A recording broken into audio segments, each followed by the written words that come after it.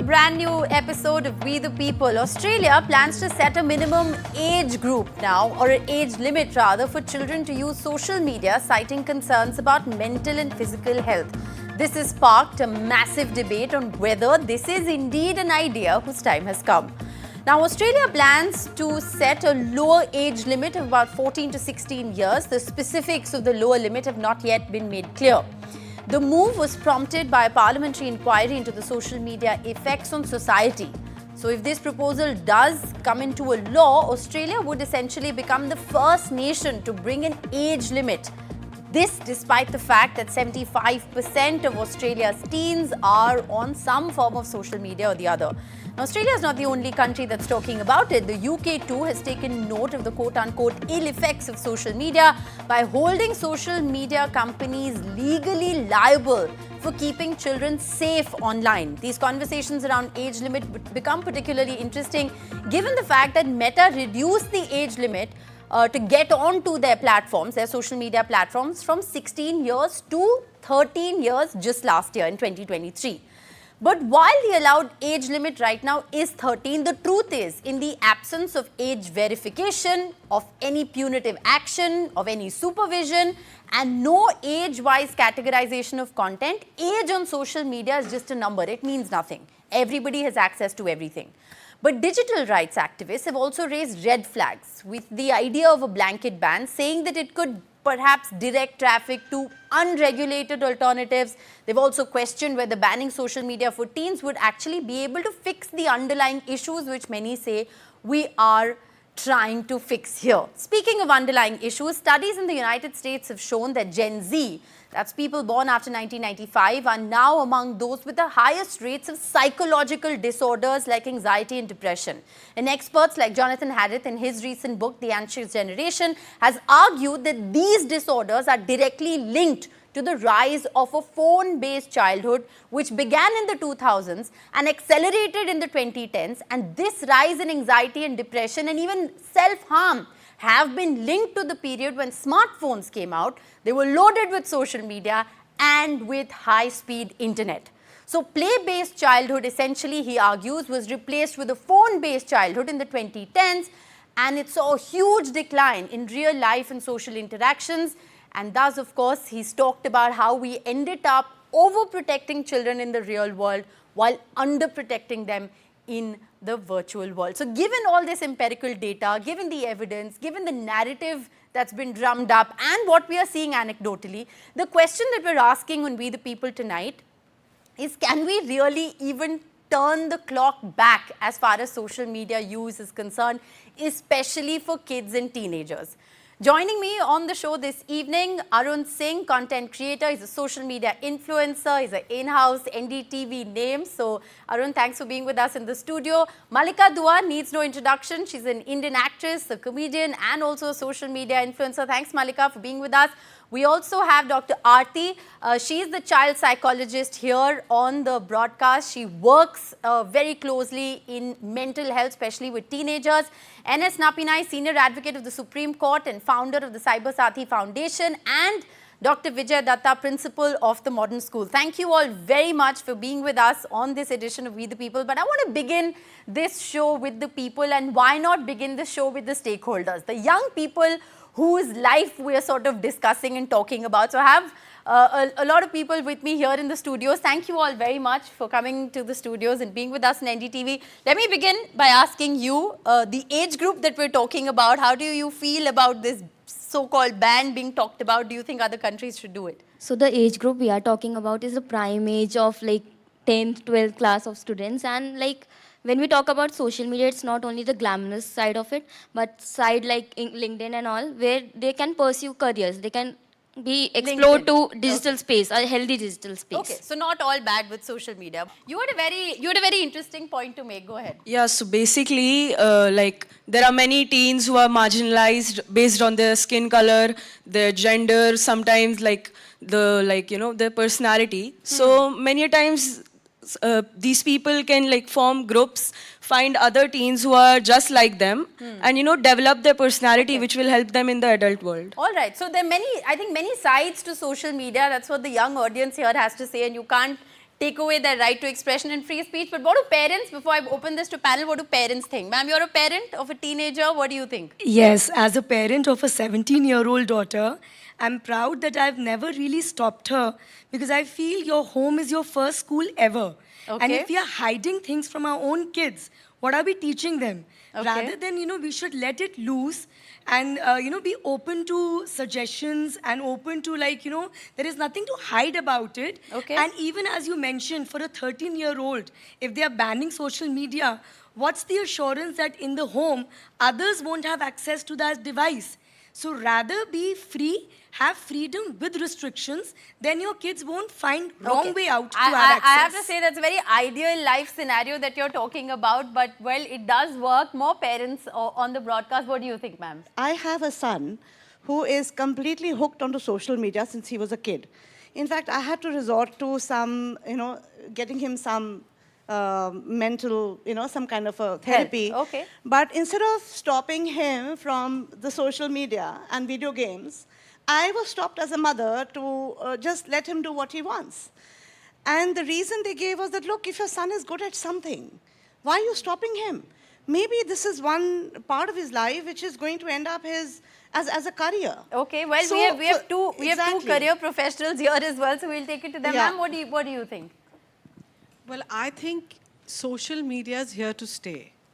What we need to do is we have to filter the good from the bad. Okay. For instance, now Instagram has come up with this device, or they have come up with a program to say the time control and the content control is what we can do as parents. So sitting at home, we cannot remove social media. I think I'm going to take that as a good starting point. That look, social media is here to stay. So do what you will. It's going to stay. You're going to have to figure out whether you want to ban it, take it away, ban it in your own home, or have a government ban it. It's going to stay. You have to work your life out around it. Arun, as someone who is a social media influencer, creator, a career social media person, how do you look at this conversation? First, I think I wish you had counted me in teens, but that's okay. That's the reality that I have to accept. But let's talk about the COVID vaccine, right? We, of course, had the downsides, the disadvantages, side effects, but did we ban it? No, because the advantages trump over the disadvantages. So there are going to be, I think, disadvantages of things, but we have to look at the bright side. And also, I think social media is the replica of society. Roads are also not safe. Are you not going to send your kids to the roads? So Are you banning is not an option. Banning is not at all a solution. Not at all. Okay, interesting. Let me also take this to Malika Dua. Malika, do you agree? I think there's quite a unanimous opinion over here that banning social media is not the solution. Honestly, when I came into the show, I thought I'm going to have to play this balancing act and be like, listen, it's not all bad. But I think most people agree that you can't just ban it and take it away. Malika? No, I mean, we know what happens when we ban things. People don't stop consuming them. In fact, they find creative ways to consume, whatever is banned. And I think in this case, in the case of social media, the dose really makes the poison. I don't think social media by itself is a problem. It's given a voice to so many people. Like I, for one, used to feel a bit unseen and unheard in the echo chambers of what was school or what was college or what was then an office and something else. And social media then really gave me a community and a way to express myself. Through the course of this journey, it's taken a toll on things like self-image, on things like our idea of what it means to be successful, what it means to have a fulfilled life, of what it means to be happy and content, the very basic things and values that one has to kind of cultivate in life. Anyway, there was a lot of comparison, right? Like we are digital immigrants, I would say, right? We're not Yes. digital natives. Yes. So having come to social media and having spent half my life without it, I've realized that there was a time when the creative side of me had enough time to sit with itself, and kind of question what is going on, right from wrong, or ye idea, fursat, what fursat and the kida that comes in. I feel as a creative person, I often find all of that lost and why I'm saying this is because I don't think social media in general or the people consuming it are to be blamed. It's the people designing these apps that are to be blamed. Because if you speak to a lot of them, they'll say they never let their teenage kids be on these apps. And someone should ask them, why do Yeah. you do that? For sure. Because I don't think we can blame people who want to be on an app. It's giving so many people income. It's really liberated a lot of people from a lot of rigid structures that were holding people back. It's given the country and the world different kinds of talent and modes of entertainment Sure. and communication. Sure. However, the people designing the apps need to be careful that they don't design it in a way that, I mean, they know they're making drugs, right? Yes. And they're making them to be more and more addictive, and they're lowering the age ताकि और लोग आए and more people kind of consume these drugs. Yes. And more people kind of throttle their own creativity and here's this song, now all of you must dance to this song, here's this line and all of you must use this A line. sense of conformity comes in. Let me get in Dr. Datta first into the conversation. As an educationist, Dr. Datta, you have seen a generation of students without smartphones and social media. Now you're dealing with a generation of teenagers with smartphones and social media. Tell it to us like it is. What is the difference? How do you tell one from another, and how do you deal with the current situation? Yes, we have seen the transformation. We have seen the age when there were no phones and there were no social media access like the way we have it today, the Facebook, Instagram, and whatnot. Well, as for me, I'm very clear in my view. I'm not saying that it should be banned, but it has to be limited. It has to be monitored. There should be no lack of control, because lack of control is where it goes wrong. And both physically and mentally, it harms. There is no denying this fact. Absolutely. Well, excessive use, I think, is what is not good. Everything has a good and a bad. But once it goes overboard, then it is not good. Therefore, I'm very clear that it has to be, it should be controlled and it should be monitored.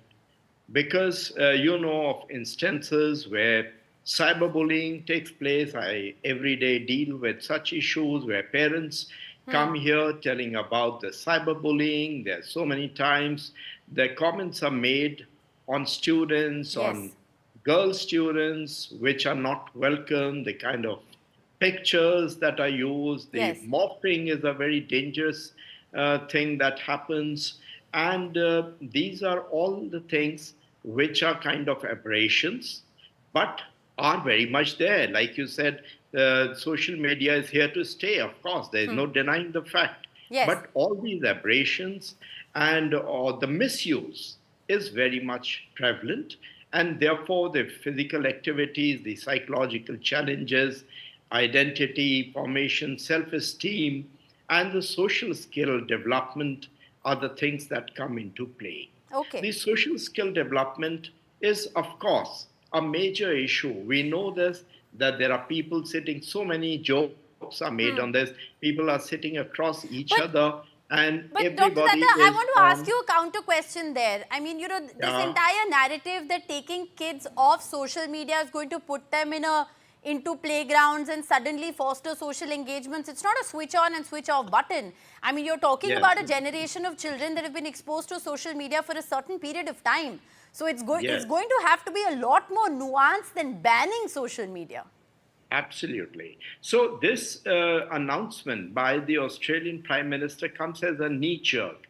And this is not, of course, the right thing to do. I'm very glad that you said that, yes. Make children understand that gradually they need to wean out rather than get more and more onto it in an attempt to get them onto the fields, get them onto sports. I had a school where sporting culture is very, very strong. The traditional games have been missed out over the years, which is not a good idea. And I think the onus, and I think, Dr. Datta, sorry I'm interrupting you, but I think the onus of balance lies on parents, lies on educationists like yourselves. Absolutely. So I think there has to be some semblance of balance. We can't go all extreme. We can't say yes, of course, social media, or no, absolutely no social media. I want to bring in, I want to bring in Ms. Rajat Ratnam into the conversation, because she is somebody who's dealing with teenagers on social media. Tell us what you're seeing and how you're therefore looking at this proposed move, and whether you think it's a good idea for other countries to do it. If you really remember when social media came in, it was output in 2009. And I'm sure many of you were not even born then, like the Gen Z people. So Orkut was actually quite fun. I was very young then and I really enjoyed it. And then it moved to the other platforms. And I don't want to name names. But now, if you notice it, with the filters, with the kind of AI generated tools that are supporting social media, that's where the problem starts. Because a lot of parents have started giving children screens Yes. to make up for their lack of connection. True. Okay, and this is where we live in a hyper-connected world, but we're actually disconnected as human beings. And I think that's where we need to start taking a stand in all of this. It's not about an absolute ban, it's not about any of this, but somewhere, I think with anything, whether you buy like a kitchen appliance, you buy a phone, it comes with a set of instructions of how you should use it and what is dangerous for you. But with social media, there is no such prescriptive. Secondly, anybody who's designing, and Malika mentioned beautifully that it's really the problem with the people who are designing it. Yes. People who are designing it are attention managers. Attention managers, for them, the commodity that they want is your attention, your time. So what has really happened with social media, especially when I talk about reels, because that's the most addictive component of social media, if you really look at it, it has been designed to mimic the mind. Now, I'll explain why that's important. See, you have two kinds of focus. The first kind of focus is what you call the spotlight focus, which is required to, sort of zoom in and focus on something like you're studying for an exam or you're, content creating. You have to really focus and say, this is how I want to do this. But nothing great is achieved in spotlight focus because the default mode that we have is where the greatest breakthroughs happen. For example, any great scientist, he was sitting in a bathtub and he had a eureka moment. The default focus for any creative person, they will know the default mode is what is important. When you mention play-based versus phone-based, the real problem is not play or phone. The fact that we do not have default time to just daydream, to let your thoughts, sort of Let wander your all kids over be the place bored and then once come in a back. while. That's not I've happening. heard that And a it's lot. not just boredom. I mean, Yes. the word boredom also is content now. Everybody's hashtag let your child be bored. No, it's not that. What I'm trying to say is naturally as human beings, all of us mind wander. Yes. Right? And mind wandering is extremely important neurologically because that's the one that helps you put whatever you've learned or assimilated throughout the year, throughout the day together. All right. Now that is not happening with the reels Yes. because the reels have been designed to mimic the mind. Dr. Datta beautifully mentioned that you have to sort of teach children how to get off and how to balance. The balance cannot happen because most children are now not able to differentiate between their own thoughts and the reels because they're similar. Right. That's where my research points to, saying that let's not give children the phones too early, build connections first, build relationships first, because the relational aspect of the human But then experience do is you so agree that important for mental this health. 14 to 18 years or 14 to 16 years is a sweet spot, or do you think that we're just shooting in the dark at a number? See, I think what any government does is create some kind of ruckus around things, right? It's not really well thought out. Now, what I really tell you is that children are probably looking at social media on their mom's phone or their dad's Right. phone or brother's phone much earlier.